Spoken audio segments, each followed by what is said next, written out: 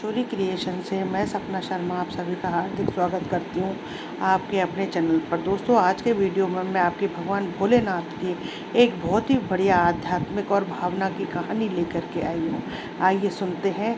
भावना के भूखे हैं भोलेनाथ। एक गांव के बाहर छोटा सा शिव मंदिर था, जिसमें एक वृद्ध पुजारी रहते थे। एक दिन एक गरीब माँ जो है अपने नन्हे से बालक को मंदिर के द्वार पर बहुत खोजने पर भी पुजारी जी को बालक के परिवार का कुछ भी पता ना चला। जब गांव का कोई भी व्यक्ति उस बालक का लालन पालन करने को तैयार ना हुआ, तो पुजारी जी ने भगवान शिव की इच्छा समझकर उसे अपने पास रख लिया और उसका नाम उन्होंने भोला रख दिया। गांव के श्रद्धालु भक्तों से जो कुछ प्राप्त होता, उसी से भगवान शिव का, पुजारी जी का और उस बालक भोला का किसी तरीके से गुजारा चलता। यदि किसी दिन कम भी पड़ता, तो पुजारी जी बालक और भगवान को भोग लगाकर गंगा जल पीकर रह जाते। धीरे धीरे भोला बड़ा होने लगा। अब जब वह पुजारी जी के कामों में हाथ बटाने लगा, वृद्ध पुजारी जी थके हारे हाथों को कुछ आराम मिलने लगा। इसलिए उन्होंने भोला को मंदिर की सफाई, भगवान शिव की पूजा, उनको भोग लगाने, उनकी आरती करने की विधि अच्छी प्रकार से समझा दी।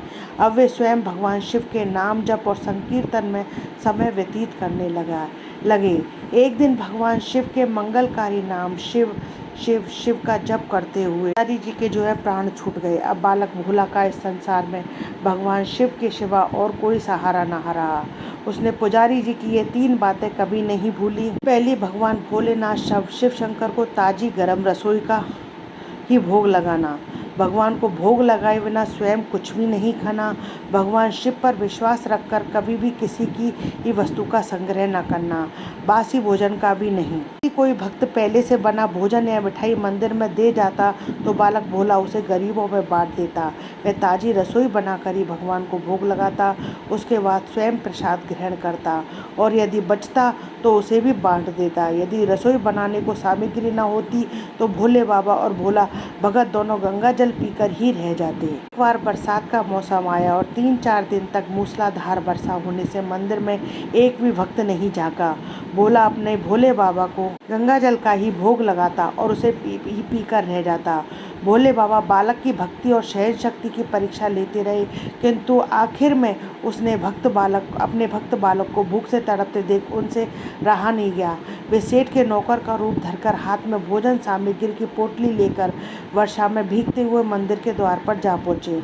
उन्होंने आवाज़ लगाकर भोला को बुलाया और उसके हाथ में पोटली देते हुए बोले, सेठ जी ने यह कच्चा राशन भेजा है, इससे आप रसोई बनाओ, भोग लगाओ और स्वयं भी प्रसाद पाओ। मैं कल फिर आऊँगा। भोला भगत ने आशीर्वाद देकर उसे विदा किया और सूखी गीली लकड़ियों के धुएं में गरम रसोई बनाकर भोले बाबा को भोग लगाया। बरसात के मौसम में भोले बाबा नौकर के वेश में भोला भगत को सीधा देने आते रहे और स्वयं भी गरम रसोई का भोग पाते रहे। एक दिन भोला भगत ने सोचा कि सेठ जी को कच्चा राशन भेजते हुए 4 महीने हो चले हैं, किंतु वे स्वयं कभी मंदिर में भोले बाबा का प्रसाद ग्रहण करने नहीं आए। अगले दिन जब भोले बाबा नौकर के वेश में सीधे की ये पोटली देने आए, तो भोला तो उनसे बोला, भाई, तुम्हारे इतने धर्मात्मा सेठ जी कभी स्वयं मंदिर में प्रसाद लेने नहीं आए, इस कारण मेरा हृदय अत्यंत दुखी हो रहा है। अपने सेठ जी से कहना कि वे भी कल मंदिर में प्रसाद ग्रहण करने अवश्य पधारें। भोला की यह बात सुनकर नौकर बने भोले बाबा चौंक कर घबरा उठे और बोले, पुजारी जी, सेठ जी मेरे द्वारा आपको कच्चा राशन भेजते हैं, आप इससे भगवान को भी भोग लगा लेते हैं और स्वयं भी प्रसाद पाते हैं, फिर सेठ जी को बीच में बुलाने की क्या जरूरत है, जैसा चल रहा है वैसा ही चलने दीजिए ना। भोला कैसे ऐसे कैसे चलने दूं? आपके धर्मात्मा सेठ जी कितने दिनों से कच्चा राशन भेज रहे हैं, क्या मैं उन्हें भगवान का प्रसाद देने का अपना कर्तव्य भी पूरा न करूं? मैं किसी का उधार आने वाला नहीं हूं। अपने सेठ जी से कह देना कि यदि कल भोले बाबा का प्रसाद ग्रहण करने ना पधारे, तो मैं उनका कच्चा राशन लेना जो है बंद कर दूंगा। नौकर बने भोले बाबा तो अपने भोले भगत की अकड़ देखकर कांप उठे और यह सोचकर मन ही मन हंसे कि वह आज तो लेने वाला ही देने वाले पर धौंस दिखा रहा है। लेकिन सरल हृदय भक्त के मनोभाव रीझ कर वे बोले, ठीक है पुजारी जी, कल सेठ जी मंदिर में प्रसाद ग्रहण करने जरूर पधारेंगे। दूसरे दिन बड़े सवेरे ही भोले बाबा नौकर के वेश में दूध और बहुत सारी भोजन सामग्री लेकर मंदिर पहुंच गए। भोला चौंकते हुए बोला, भाई, आज इतना सारा सीधा किस लिए ले आए? नौकर बने भोले बाबा बोले, पुजारी जी भूल गए क्या, आज आपने सेठ जी को प्रसाद के लिए बुलाया, इसलिए आप छक्कर रसोई बनाइए और भोले बाबा को भोग लगाइए। हाँ, यह तो बता दीजिए कि सेठ जी किस समय अरे भोला ने प्रसन्न होकर उन्हें सेठ जी के आने का समय बता दिया। भोला भगत की इच्छा पूर्ण करने के लिए भोले बाबा कैलाश पर सेठ का रूप धारण करने लगे। इधर अपने स्वामी को एक प्यारे भक्त के यहाँ जाने का समाचार सुनकर ममतामयी अन्नपूर्णा माँ पार्वती भी भला कैसे पीछे रहती। वे भी पति की आज्ञा लेकर सेठानी का रूप धारण करने में जुट गई। भोले बाबा ने अपने गले में मुंडों की माला उतार दी, शरीर पर लगी भस्म, कमर पर पहना हुआ बागंबर और बाहों और कानों में पहने सांपों के हार भी उतार कर रख दिए। उन्होंने एक मखमल का सुंदर कुर्ता धारण कर लिया, जटाएं सीधी कर गंगा और चंद्रमा को उसमें छुपा लिया और ऊपर से एक सुंदर रंग बिरंगी पगड़ी पहन ली। सदैव नंगे पैर विचरण करने वाले शिव जी ने आज अपने पैरों में रेशमी जूतियां धारण की। हाथ का त्रिशूल और डमरू भोले बाबा ने नंदी के हाथ में थमा दिया और अपने हाथ में एक सुंदर छड़ी लेकर पार्वती जी के तैयार होने की प्रतीक्षा करते हुए कैलाश पर चहलकदमी करने लगे। इधर पार्वती जी घंटों से तैयार होने में जुटी हुई थी। उन्होंने आज अपने पति देव के नगर में बनी सुंदर बनारसी साड़ी निकाल कर पहनी, जिसका रंग सेठ बने शिव जी के कुर्ते से मैच कर रहा था। उन्होंने सोने चांदी हीरे के जगमगाते हुए आभूषण धारण कर लिए, बगल में सुंदर सा पर्स ले लिया और भोले बाबा के बार बार आवाज देने के बाद श्रृंगार कक्ष से बाहर निकल कर आई। तब पार्वती जी और शिव जी ने एक दूसरे को सेठ सेठानी के वेश में देखा तो वे चकित होकर एक दूसरे को निहारते ही रह गए। दोनों एक दूसरे को देख देख कर निहाल हुए जा रहे थे। इससे पहले उन्होंने कभी एक दूसरे को ऐसा सुंदर रूप नहीं देखा था। जब भगवान गौरी शंकर सेठानी और सेठ का रूप धरकर कैलाश से अपने भक्त के यहाँ दावत खाने चले गए तो गणेश, कार्तिकेय, नंदी, ऋषि मुनि, देवता, देवांगनाएं भी उन्हें देखकर ठगे से रह गए।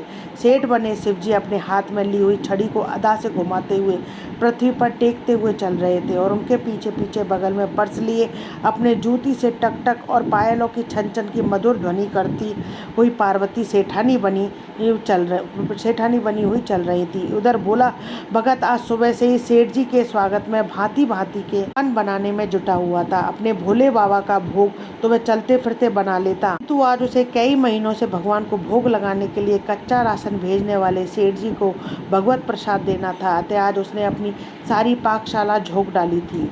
उसने सेठ जी द्वारा भेजे हुए चावल धोकर खीर बनाई, उसे धीमी आंच पर पकाकर गाढ़ा किया। उसमें सेठ जी के द्वारा भेजे हुए पिस्ते, बादाम, केसर, चिलगोजे, किशमिश डाले और अदरक को कूटकर उसने बाजरा, बेसन और गेहूं के आटे में भरकर मोटे मोटे मिस्से टिक्कड़ बनाए। बनाकर भोला भगत पुनः स्नान करने चला गया ताकि स्वच्छ वस्त्र पहनकर भोले बाबा को भोग लगा सके, सेठ जी को उनका प्रसाद दे सके। भोला भगत स्नान करके तो देखा सेठ जी प्रसाद ग्रहण करने के लिए स्वयं तो आए हैं, संग में अपनी सेठानी जी को भी लाए हैं। भोला ने झट दोनों से राम राम की, उन्हें आसन देकर बिठाया। बोला, मैं अभी भगवान को भोग लगा कर आता हूँ, फिर आपको प्रसाद परोसूंगा। ना के भूखे भोले बाबा से भूख सहन नहीं हो पा रही थी, इसलिए वे बोले, पुजारी जी भगवान को जल्दी से भोग लगाइए, मुझसे भूख सहन नहीं होती। भोला भगत बोला, सेठ जी भूख तो मुझे भी बड़े जोर से लग रही है, किंतु मैं अपनी के कारण भगवान को भोग लगाना नहीं भूलता। यदि दुनिया के सारे लोग इसी तरह अपनी भूख के लिए भगवान भोग लगाना भूल जाएंगे तो भगवान तो भूखे मर जाएंगे। सेठ जी बने भोले बाबा एक आते हुए बोले, पुजारी जी आप भोग लगाइए, इधर मैं पत्तल परोस लेता हूँ, मुझसे भूख सहन नहीं हो पा रही है। भोला भगत सेठ जी बने भोले बाबा को डांटते हुए बोला, सेठ जी भगवान के काम में ना तो जल्दबाजी चलती है और ना ही कंजूसी। मैं जब तक भगवान को भोग नहीं लगा देता आप रसोई के पास भी नहीं फटक सकते। चुपचाप इधर बैठ जाइए और मैं ओम नमः शिवाय जपते रहिए। मैं अभी आता हूँ और आपको पेट भर भोजन कराता हूँ। सेठ बने शिव जी डांट खाकर चुपचाप अपने आसन पर जा बैठे। बनी पार्वती उनकी यह दशा देखकर बड़ी मुश्किल से अपनी हंसी रोक पाई, लेकिन जैसे ही भोला भगत पत्तल में सामग्री लेकर भगवान लगाने मंदिर में गया तो शिव जी पार्वती जी को मौन रहने का संकेत करते हुए चुपके और रखते हुए रसोई में पहुंच गए और उन्होंने एक एक व्यंजन उठाकर चखना शुरू कर दिया। भोले बाबा तो प्रसाद चखते ही भौचक्के रह गए। खीर में चीनी की जगह नमक भरा हुआ था, सब्जियों में चीनी भरी हुई थी। जैसे ही भोले बाबा ने रोटी का एक टुकड़ा तोड़कर मुंह में दिया, वे सी करने लगे क्योंकि रोटी में मिर्च भरी थी।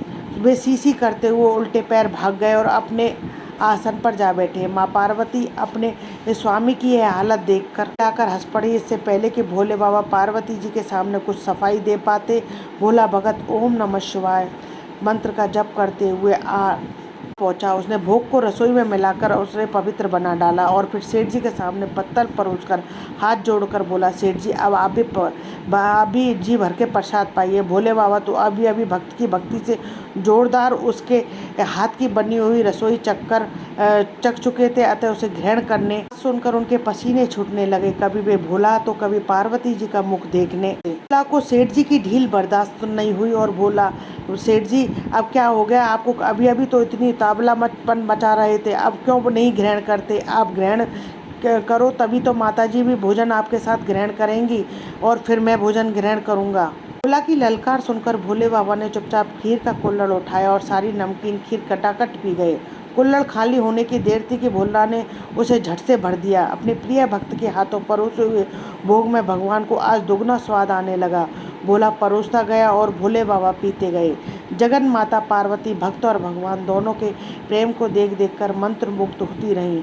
जब सारी रसोई समाप्त हो गई तो भगवान ने एक जोर की डकार ली। भोला को होश आया और बोला, वाह सेठ जी वाह, मैं ही बावला था जो इतनी थोड़ी सी रसोई नहीं। मुझे पता होता कि आपको प्रसाद ग्रहण करने का इतना शौक है तो और भी ज्यादा रसोई बनाता। बाबा अपने पेट पर हाथ फेरते हुए सेठानी बनी पार्वती जी से बोले, जी मैं इतना रोज कहाँ खाता हूँ, किंतु आज प्रसाद इतना स्वादिष्ट बना के अपने पर बस ही नहीं चला और मैं खाता ही चला गया। किंतु तभी भोला भक्त रुआसा होकर बोला, सेठ जी वह ठीक किया, लेकिन माताजी तो भूखी ही रह गईं। वही पार्वती माँ से भोला का रुआसा मुख देखा नहीं गया। उन्होंने बची हुई खीर की 4 बूंदें अपने कंठ में टपका ली। बाबा द्वारा भोग लगाने से प्रसाद में अद्भुत अलौकिक स्वाद भर गया था। ऐसी सुगंधित और मीठी खीर पर जगत जननी आकंठ तृप्त हो गई और उनके तृप्त होते इस सृष्टि के प्रत्येक प्राणी तृप्त हो गया। भगत बोला, सेठ जी आपने और माताजी ने प्रसाद ग्रहण कर लिया, इससे मुझे अत्यंत संतोष हुआ। समझ लीजिए कि आप दोनों के द्वारा प्रसाद ग्रहण करने से मेरा भी पेट भर गया। मेरी तो वैसे भी महीने में 4-4 एकादशी हो जाती हैं, किंतु मैं एक भी दाना ले ही लेता हूँ जिससे कि भोले बाबा के प्रसाद का अनादर ना हो। यह कहकर जैसे ही भोला ने खीर के पात्र में लगा चावल का एक दाना उठाकर अपने कंठ में डाला, उसकी जन्म जन्मांतर की भूख प्यास मिट गई और समस्त वासना और इच्छाओं की तृप्ति हो गई। उसके ज्ञान के नेत्र खुल गए और उसने देखा कि उसके सम्मुख त्रिलोकीनाथ भगवान शंकर और जगत जननी माँ पार्वती आशीर्वाद की मुद्रा में मुस्कुराते हुए खड़े हैं। भोला दौड़कर उनके चरणों में लोट हो गया और उन्हीं में समा गया। हर महादेव। दोस्तों यदि आपको मेरी ये कथा पसंद आए तो प्लीज़ मेरे वीडियो को ज़्यादा से ज़्यादा लाइक और शेयर कीजिए अपने फैमिली और फ्रेंड में। यदि आपने अभी तक मेरे चैनल को सब्सक्राइब नहीं किया है तो उसे सब्सक्राइब करना ना भूलें। पास ही में बेल आइकन को दबाएं जिससे मेरे आने वाले हर नए वीडियो का नोटिफिकेशन आपको मिल जाए। हिंदू धर्म रीति रिवाज कथा कहानी जानने के लिए मेरे चैनल पर बने रहने के लिए बहुत बहुत धन्यवाद। जय श्री कृष्णा दोस्तों। राधे राधे।